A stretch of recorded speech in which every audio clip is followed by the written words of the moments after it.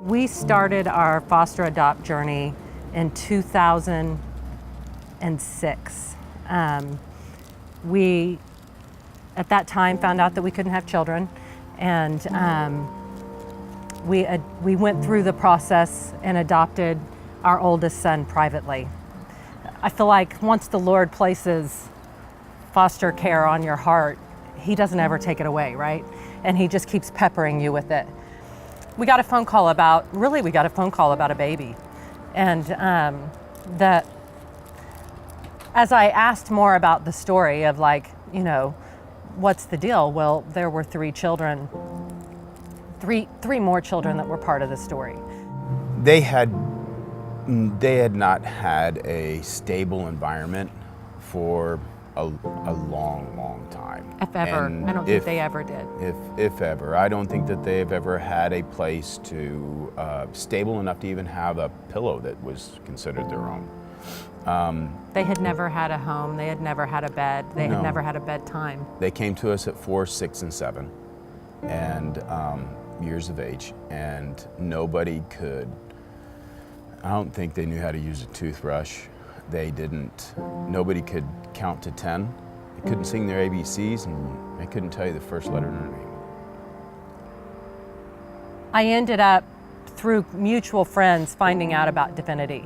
And so I contacted them through this whole process, and they walked us through the process, and they helped us go through all of the paperwork, all of the hoops that you have to jump through in order to get certified to do this. And long story short, they got us licensed in record time, and our kids were placed with us like a month later. So, I mean, it was a whirlwind of phone calls, and then, getting that original phone call, and then, calling Divinity and explaining the situation to them, and them, really moving mountains so we could make this happen in the time that we needed it to happen in.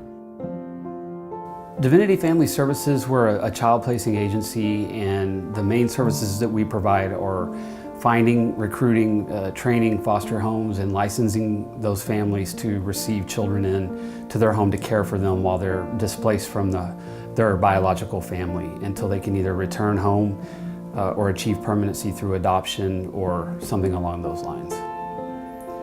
We serve a 150-mile radius of Kerrville. That's what we're licensed to do, and I think we have roughly 350 kids in our care, in our homes, almost 300 families, and of those, I would say about 80% are kinship families that we serve.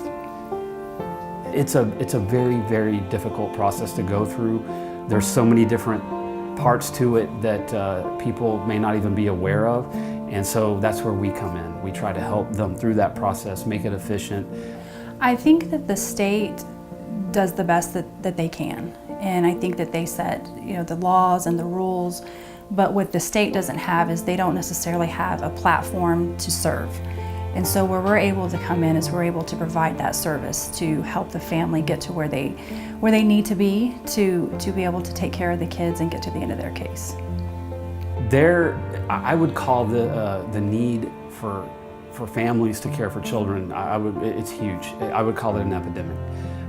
There are more children coming into care in our state, in our community, and in the Hill Country every year than the previous year. And it's a growing problem. And it's a problem that if we don't continue to find wonderful, loving people to help provide homes for these children, we're going to be in a shortage. And the state, the Hill Country included, is in a shortage. There's not enough foster homes for these children. And foster care is very much about standing in the gap, right? That you're going to stand in the gap for these children, and you're going to speak up, and you are going to advocate for them, the same way Christ advocates for you, right? And part of that process is being with an agency that understands that. They understood that we are advocating for these children, and they advocated for us and helped us through that process. And it's hard to see from an outside point of view that when you are fostering, you are standing in that gap for that child. You are advocating for them. And it's so, when you're doing that, like, you want to have somebody that's going to actually understand, sympathize, and empathize with your situation and stand in the gap for you.